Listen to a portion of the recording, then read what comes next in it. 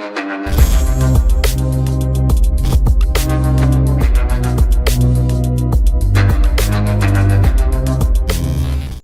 वालेकुम गाइस, कैसे हैं आप। उम्मीद करता हूं कि आप सब खैरियत से होंगे, खुश होंगे और हमारी दुआ है कि हम हमेशा खुश रहें, हंसते और मुस्कुराते रहें।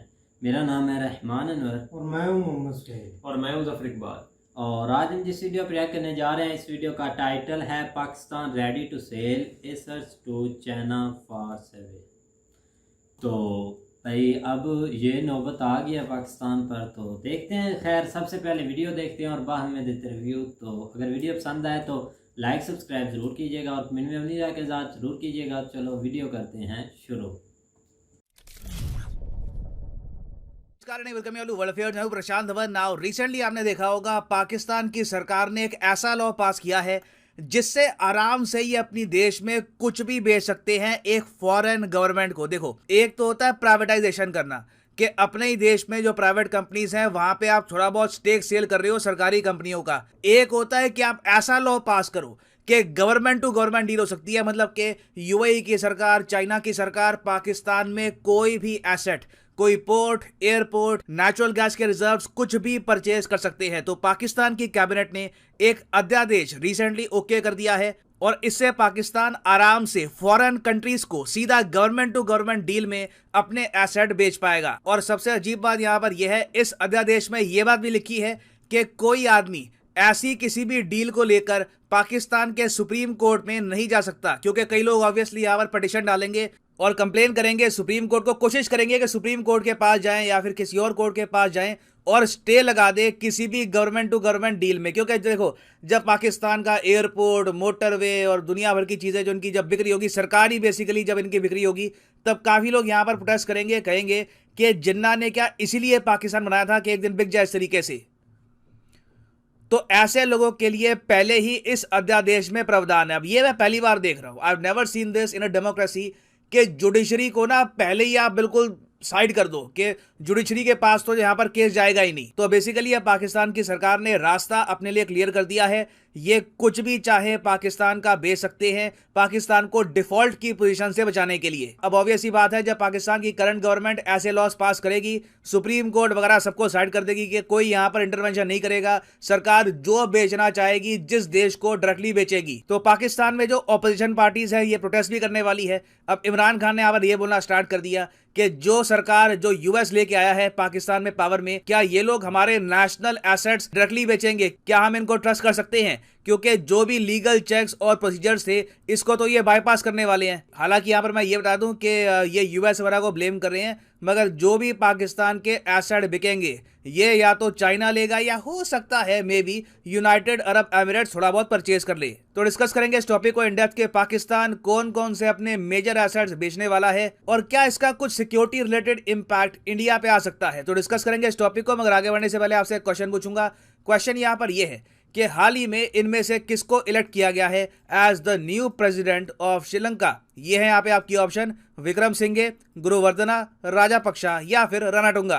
कमेंट सेक्शन में करिए उत्तर, सही आंसर मैं आपको दूंगा वीडियो के अंत में। ना मुझे पता है कि जब पाकिस्तान के एसेट सेल की बात आती है तब पहली चीज आपके माइंड में आएगी Gwadar port. Most probably Pakistan जो ये ग्वादर पोर्ट है ना, अब तो डायरेक्टली बेच ही देगा। इसके बदले में इतने बिलियन इनको मिल जाएंगे कि एक बार कोई जो इनका आर्थिक संकट है ये कट जाएगा।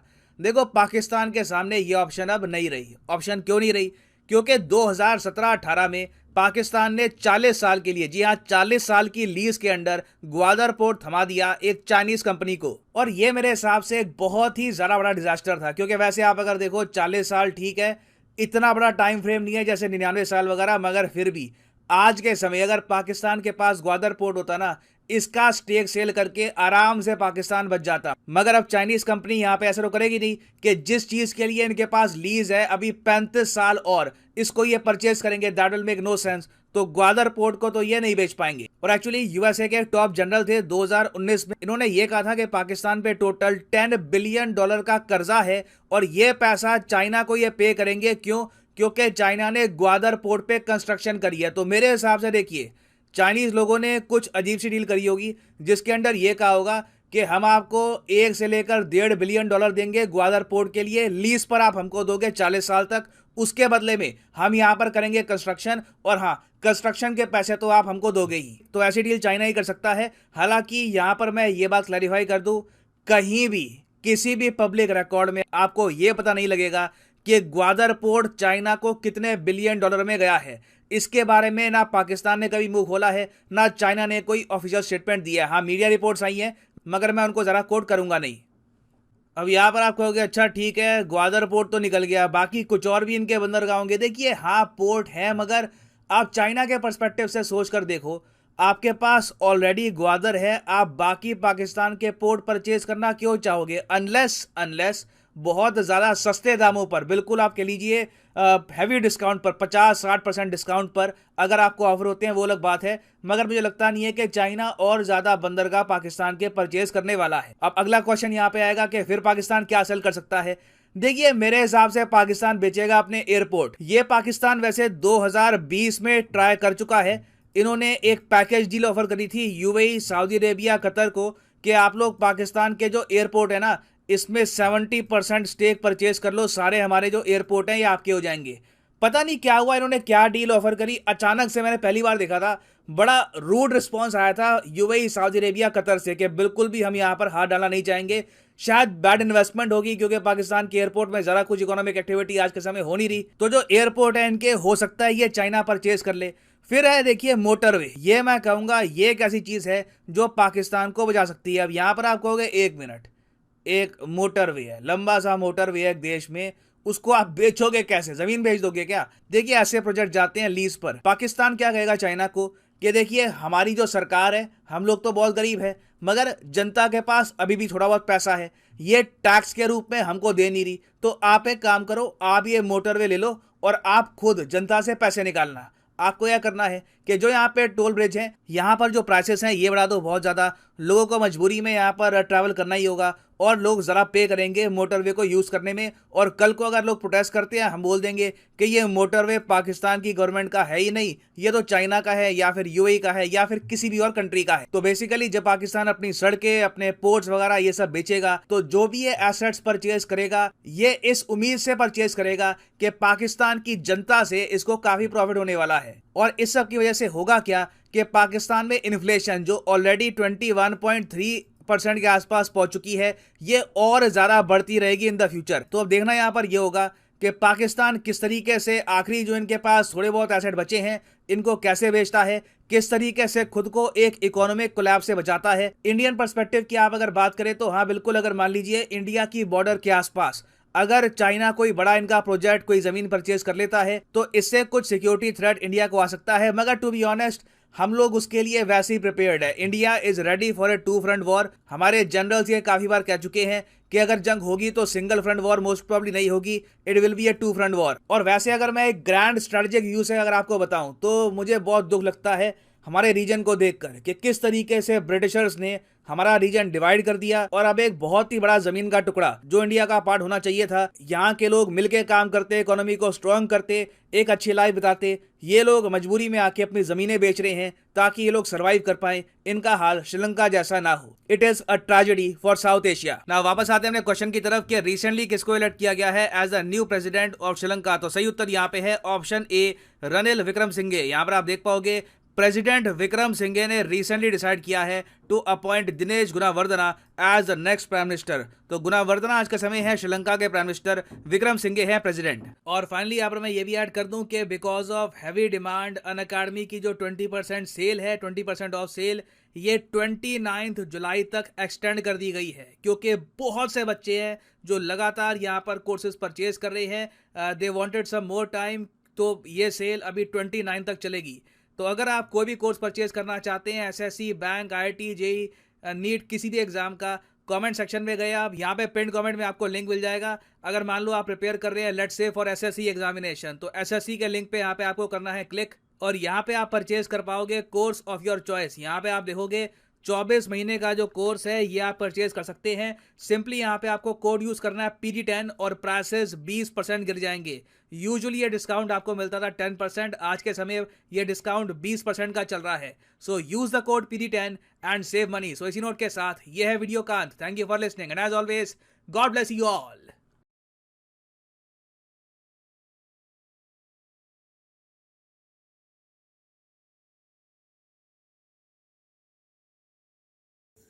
हाँ जी गाइस, तो जैसा कि आप वीडियो देख रहे थे, तो वीडियो भाई आज इंटरेस्टिंग तो नहीं बोल सकते भाई, न्यूज़ ही कुछ ऐसी है।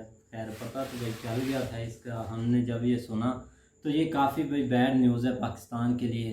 क्योंकि अब जैसी इनकी गवर्नमेंट चल रही है ना, मतलब वो कुछ भी ऐसा स्टेप लेती है तो पाकिस्तान को काफ़ी नुकसान है। मतलब कि एक आम इंसान को, या जिसने अपनी यहाँ ज़िंदगी बितानी है, या जिसके आगे आने वाले फ्यूचर में किड्स बच्चे वगैरह, भाई उन्होंने भी तो ज़िंदगी यहाँ गुजारनी है, उनके लिए काफ़ी मुश्किल है ऐसी चीज़ें। अगर हमारी एयरपोर्ट जाती है, या ग्वादर एयरपोर्ट जाती है, या उसके बाद हमारी मोटरवेज जाती हैं, तो ये हमारे लिए काफ़ी नुकसान है भाई। ये जो पैसे बढ़ा देना, ये ग्वादर में तो काफ़ी चाइनीज़ कंपनियां भी हैं, उन्होंने ग्वादर को बनाया भी है और उन्होंने मेहनत इतनी हार्ड कर कर इतना ग्वादर को खूबसूरत, और जो भी उधर प्रोजेक्ट स्टार्ट है या कंपनी है या जो भी इंजीनियर वगैरह की यूनिवर्सिटी बनी हुई है वो चाइनीज़ नहीं बनाई है।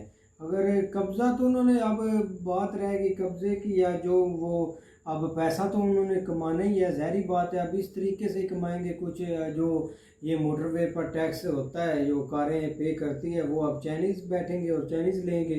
सिंपल सी बात है, इसमें इतना बड़ा मतलब कि हरज वाली नहीं बात। पैसे इनसे अफोर्ड हो नहीं रहे कि वापस दे दे एक किस्त बनाकर या कोई और तरीके से। तो ज़ाहिर बात है ये स्टेप लेना इनकी मजबूरी है, क्योंकि टैक्स पाकिस्तान में इतना लोग देते भी नहीं हैं खासतौर पर। टैक्स वो मोटरवे तो आ रहे हैं, पे कर रहे हैं टैक्स, ये नहीं कि नहीं, जितनी उन्होंने लगाया हुआ है टोल प्लाजा के ऊपर। लेकिन मसला ये है कि अब इस नौबत के ऊपर जो है ना हम आ चुके हैं, अगर कोई समझे तो। क्योंकि बहुत सारे लोग जो है ना इसके ऊपर अब बातें करने लग गए हैं कि भाई मामला जो है ना वो अब हाथ से तकरीबन निकल चुका है। उसके रीज़न ये है कि कोई अब आगे से इनके पास कोई प्रॉपर प्लानिंग नहीं है, ना ही कोई प्रॉपर कोई चीज़ बता रहे हैं कि करना क्या है या करना है। क्योंकि पिछला जो वीक गुजरा उसमें लास्ट 3 दिनों में जो है ना वो 17-18 रुपये जो है ना वो, बल्कि 15 रुपये इकट्ठा जो है ना वो 15-20 रुपये डॉलर की कीमत जो है ना वो बढ़ी है। तो इस लिहाज से देखा जाए तो ये कुछ दिन पहले की जो है ना वो न्यूज़ है कि बहुत सारे कंट्री जो है ना वो इंटरेस्टेड भी हैं इस चीज़ में। ख़ासकर जो है ना वो जो अरब अमारात के जो ममालिक हैं, आप इनको अगर देखें तो ये जो है ना ये मोटरवेज़ के सॉरी जो हमारे एयरपोर्ट्स हैं इनके ऊपर जो है ना वो इंटरेस्टेड है। पहले भी ये थे, लेकिन दरमियान में, जिस तरह सर प्रशांत बता रहा है कि ये दरमियान में आके जो है ना वो फिर रुक गए। क्योंकि अब जो है अब बहुत सारे लोग जो है ना वो एयरपोर्ट्स के थ्रू जो है ना वो सफ़र करते हैं। जिस तरह ज़्यादा सऊदीया में जाते हैं, दुबई में या बाकी कंट्रीज़ में, तो वहाँ पे आप जो है ना वो सिस्टम ठीक है। तो इस लिहाज से वो इस चीज़ में इंटरेस्टेड है कि हम जो है ना वो इस पे आ जाते हैं। तो इसमें यूएसए का भी नाम जो है ना वो चल रहा है। यूएसए जो है ना वो जस्ट एक चीज़ डिमांड कर रहा है, वो इधर PIA का कोई होटल है वाशिंगटन DC में है मुझे लगता है, हाँ उधर। तो वो उसके ऊपर जो है ना वो उनकी नज़र है कि आप वो हमें सेल आउट कर दें। तो बाकी रही बात एयरपोर्ट दूसरा मोटरवेज़ की, तो मोटरवे के ऊपर जो है ना वो चाइना ने जो है ना वो नज़र जमाई हुई है। वो किस तरह जमाई हुई है, अपनी अपनी भाई उसकी नजरें वजह है कि कुछ जो है ना इसके मोटरवेज़ के हिस्से जो है ना वो पहले 2013 से पहले जो बने थे वो उसके ऊपर वो तो ऑलरेडी जो है ना वो पड़े हुए हैं चाइना के आगे जो है ना वो आप इंटरनल जो इनके मुहदे हुए हैं। तो बाकी जो आप इन्होंने ये 5-7 साल में बनाए हैं या 10 साल में बनाए हैं, तो उनके ऊपर जो है ना आप उनकी दोबारा नज़र है। क्योंकि खासकर जो CPEC से रेलिवेंट जो है ना वो कुछ मोटरवेज़ भी इन्होंने बनाई हैं, उनके ऊपर जो है ना उनका ज़्यादा फोकस है कि वो हमारे किसी तरीके जो हाथ में लग जाए। क्योंकि वो अपना डायरेक्ट जो है ना वो कैरेज जो है ना वो वहाँ से ले जाना चाहते हैं कि हमें किसी किस्म के रास्ते में रुकावट ना हो। तो इस तरह जो है ना वो उसके ऊपर फोकस किए हुए है। लेकिन अब हम बात तो इसके ऊपर कर रहे हैं, बातें ही कर सकते हैं और तो कुछ कर नहीं सकते। कुछ उसकी नहीं, वजह ये यही है कि चीज़ आप है। मामला जो है ना वो एक ख़राब सिचुएशन की तरफ चल रहा है। क्योंकि उसके ऊपर अभी तक भी कोई प्रॉपर प्लानिंग नहीं, कोई किसी के साथ मशवरा नहीं है कि हम किस तरफ जा रहे हैं, किस तरफ नहीं जा रहा है, और आगे हमने जो है ना इसके ऊपर क्या करना है। तो अगर आप श्रीलंका की मिसाल देख लें तो उन बेचारों के साथ भी यही हुआ था कि जो इन्होंने चाइना के साथ जो है ना वो कुछ ऐसे मुआहदे कर लिए, ऐसे प्रोजेक्ट शुरू कर लिए जिसमें जो है ना वो चाइना, जिस तरह आप देख लें कि ग्वादर का जो है उसमें 40 साल के लिए वो लीज़ के ऊपर है। और हमारे यहाँ एक जो है ना वो लाहौर के अंदर एक मेट्रो स्टार्ट हुई थी, वो जो है ना वो 20 साल के लिए तुर्किश कंपनी के पास जो है वो लीज़ के ऊपर है। तो इसी तरह एक इन्होंने ऑरेंज ट्रेन जो है ना वो भी चाइना की एक कंपनी के पास अभी तक जो है ना वो लीज में, अभी तो खैर वो पिछले दो साल पहले वो स्टार्ट हुई है, अभी वो भी उसका दुरानिया कह रहे हैं कि 20 साल का है। तो इस तरह मामले तो पहले से इन्होंने स्टार्ट किए हुए इसको गलत साइड पे ले जाने के लिए। तो अब देखो बचते हैं कि नहीं बचते। बिल्कुल मुश्किल सी बात हुई है। चलो खैर अब देखते हैं भाई क्या हाल होता है क्या नहीं। तो उम्मीद करते हैं कि गाइस आपको वीडियो पसंद आएगी। अगर पसंद आए तो लाइक सब्सक्राइब ज़रूर कीजिएगा और कमेंट में अपनी राय का इज़हार ज़रूर कीजिएगा। अल्लाह हाफिज़।